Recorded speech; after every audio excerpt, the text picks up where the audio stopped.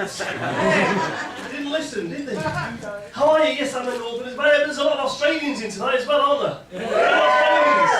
Yes! Oh, that's I love Australian girls. They're my favourites. I'll tell you why, they're just so subtle, Australian girls. There was a couple of Australian girls in my audience recently, and she had written across her t-shirt, right across here, it said, "Up the bum, please, no babies." There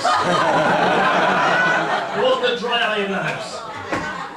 See, this is the beauty of this show, right? You can heckle me via my Facebook wall without having to get involved. This is the perfect heckle opportunity for shy people. Bloody warm up here, isn't it? Hang on a moment. Ow! I'll get Victoria back in to hold my coat. There we go. This is a bit of a story that sort of happened by accident and it's now become a comedy show. You see, like all the best ideas, it started after a few pints in a pub. You know, we all become genius, don't we, after a few pints in a pub? Except you, sir, it can take far more than that. But yes, no. I don't know why I said that. Let me just tell you about Facebook, because it fascinates me. Who here loves Facebook? Who here also hates Facebook? So what I did, just to catch out this one smug friend, I set up a false profile. I just thought of a generic name. That jacket's taken on a life of its own. It's like a seance. Are you alright now? Good. Right. I set up this, I just used this name, this generic name, Martin Walters, alright? And I found these two random pictures of some random German guy off the internet. I thought I'd just use that, right? I couldn't find 4 pictures of the same bloke. So I found 2 of somebody further away with a cycle helmet on. I thought, I was doing good so far, alright? So this is our handsome fella here. This is a man, Martin Walters. I mean, he could be here tonight for all I know. I have no idea who he is. But for the purposes of argument, this is now me. Alright, and this is somebody else who could or could not be also Martin Walters. See? So this was just to catch out one smug, clever big friend. Well done, you're alright. This is what happened, right? I set this profile up, and in less than 2 months, I ended up with 59 friends.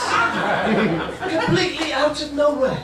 And it was really weird, because girls' and boys' behaviour was completely different.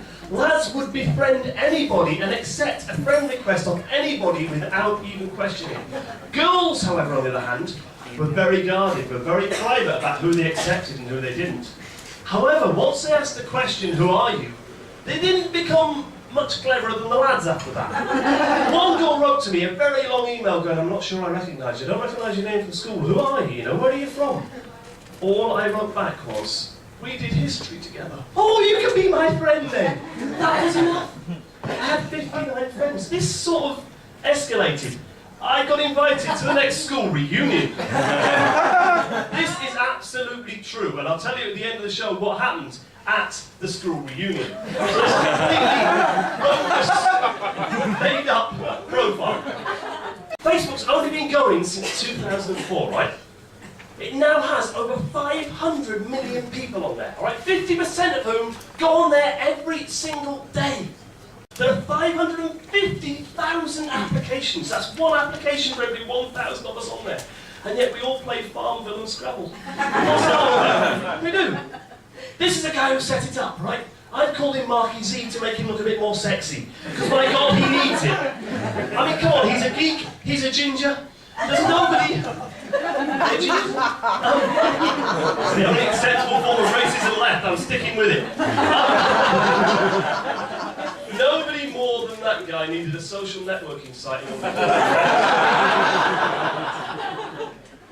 Facebook is now worth $15 billion. Get your head around that. $15 billion. That's how this happened. Who of us here are Facebook stalkers? 3 people, the rest of you are fucking liars, I tell you. We all do it. What's the first thing we do, girls, when we get a new friend on Facebook? We go straight into their photographs, don't we? Yes.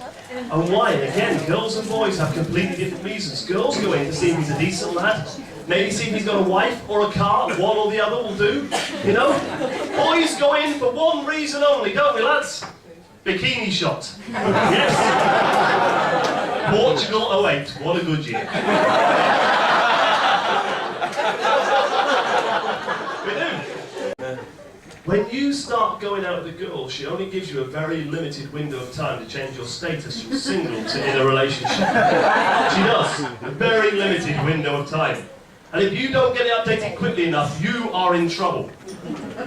But here's some warning for you girls. If you push your lad too hard, too soon to update his status, if he updates his status from single to in a relationship and at least 4 of his mates don't go like, you're dumped. It's really that simple. This is the way the world works now.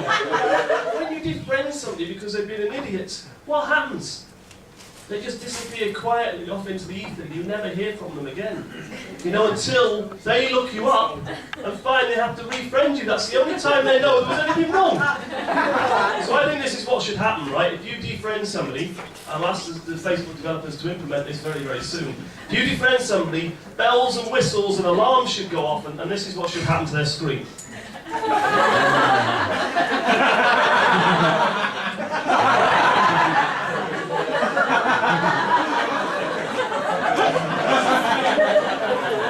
Are we up for that? Should we push it through? Yes. Yes, definitely. Yeah, a really wild Dublin stag do. Yes! And there's a picture of me on there, and I'm lying on my back semi-naked in this club, and there's a girl straddling me in high heels and suspenders with a big strap on. And she's covering me in whipped cream and sprinkles. My mum saw the photograph. Put the comments in the box underneath. Jools, stop wasting good food. Isn't that lovely? Yeah, I've created this identity in cyberspace, and that was pretty easy. Can I do this in real life? Now in Edinburgh, where we go every year for the Edinburgh Festival, it's full of lovies. Everybody's a bit superficial and unusually pissed.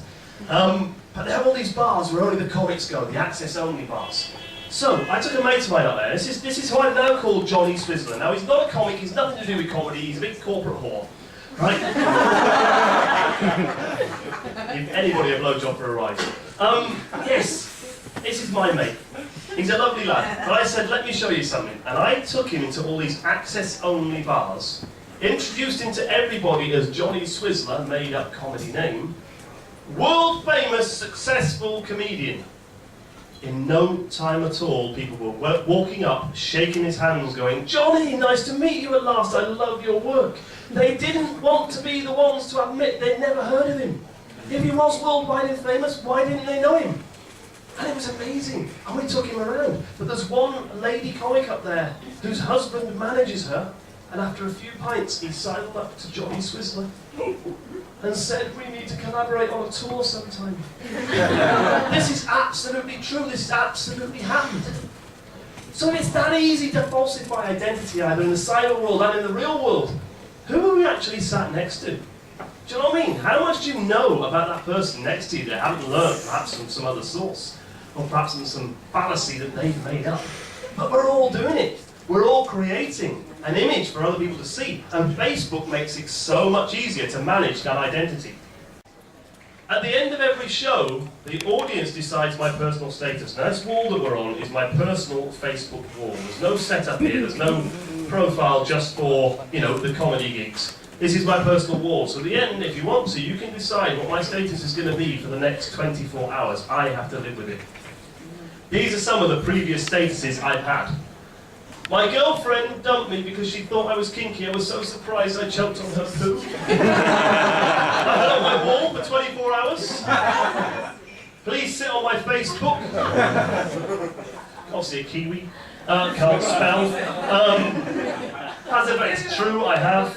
Now this was interesting, right? Moving to Thailand to get a boob job, changing my name to Paul Kiddle. In my Edinburgh show, people loved it, and some people came back 3 or 4 times.